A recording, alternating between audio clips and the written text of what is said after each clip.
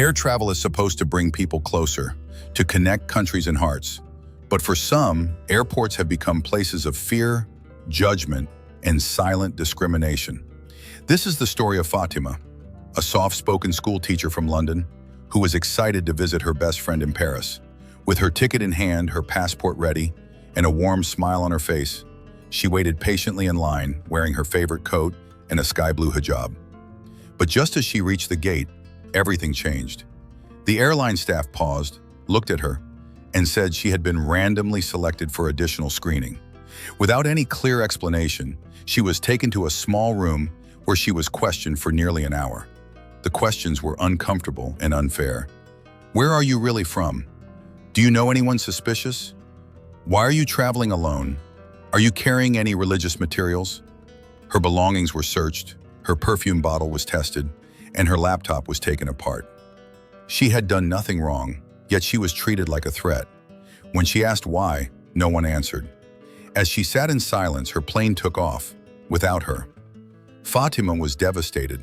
She called her brother in tears and whispered, "I feel like I did something wrong, but I didn't."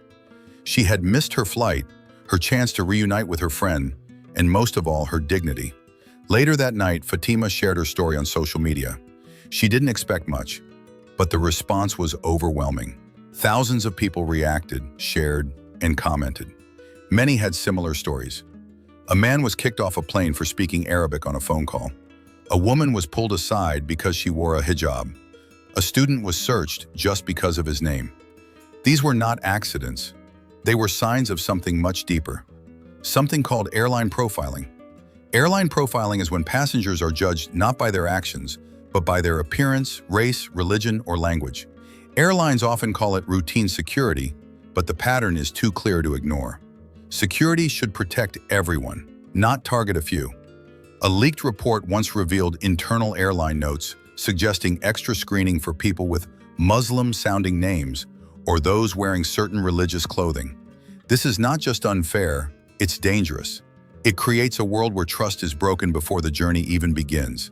People like Fatima miss flights, funerals, job interviews, and weddings, not because of anything they did, but because of who they are.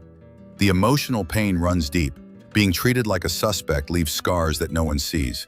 It makes people afraid to travel, to speak their language, to be themselves. All of this happens quietly, hidden behind the polished counters and smiling faces of modern airports. But the truth can no longer be ignored. We must ask, why do we allow fear to replace fairness? Why do we stay silent when others are mistreated?